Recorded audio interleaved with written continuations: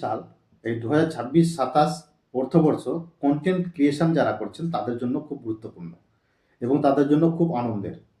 কারণ এই অর্থবর্ষে বাজেট আমাদের এই গত দুদিন আগে যে বাজেট পেশ হয়েছে তাতে অর্থমন্ত্রী নির্মলা সীতারামন বলেছেন যে 250 কোটি টাকা এই কন্টেন্ট ক্রিয়েশনদের জন্য বরাদ্দ করা হয়েছে। এর মানে এই যে 250 কোটি টাকা দিয়ে এই 2026-27 অর্থবর্ষে প্রায় 15,000 হাই স্কুলে কন্টেন্ট ক্রিয়েশন ল্যাব মানে AVGC, animation, graphics, video gaming and কমিক্সের উপর ল্যাব তৈরি করা হবে এবং প্রায় 500টি কলেজের উপর গোটা ভারতবর্ষে এই ল্যাবগুলো তৈরি করা হবে। সুপরিকল্পিত উদ্দেশ্য আছে। অবশ্য সেই উদ্দেশ্যটা হচ্ছে পজিটিভ। কী উদ্দেশ্য?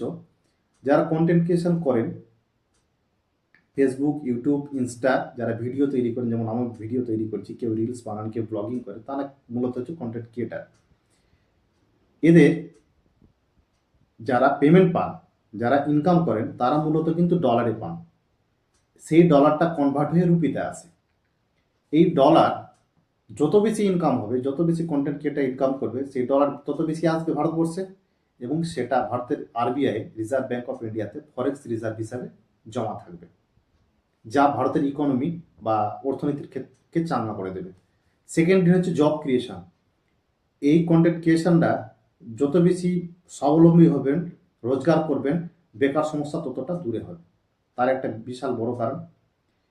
তার উপর গভর্নমেন্ট চাইছেন যে বিভিন্ন দেশ যেমন ইউএসএ, চায়নার মতো দেশগুলো কি করছে, তারা এই কন্টেন্ট ক্রিয়েশনকে বিশাল একটা সাপোর্ট করছে। ইউএই এর মতো দেশগুলোও কিন্তু সাপোর্ট করছে।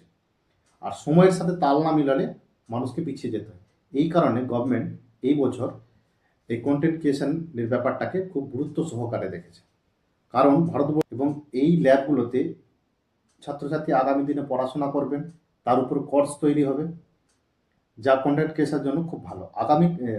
বিগত দিনে কন্টেন্ট ক্রিয়েশন মানে মানুষ নিজেকে সমাজে এন্টারটেন হিসাবে কন্টেন্ট ক্রিয়েশন করতে, কিন্তু না, বর্তমানে কন্টেন্ট ক্রিয়েশনটা একটা রোজগারের জায়গা তৈরি হয়ে গেছে এবং এই রোজগার কন্টেন্ট ক্রিয়েশন কিন্তু বড় একটা ইন্ডাস্ট্রি রূপে গড়ে উঠেছে। এই কন্টেন্ট ক্রিয়েশনে গভর্নমেন্টের একটা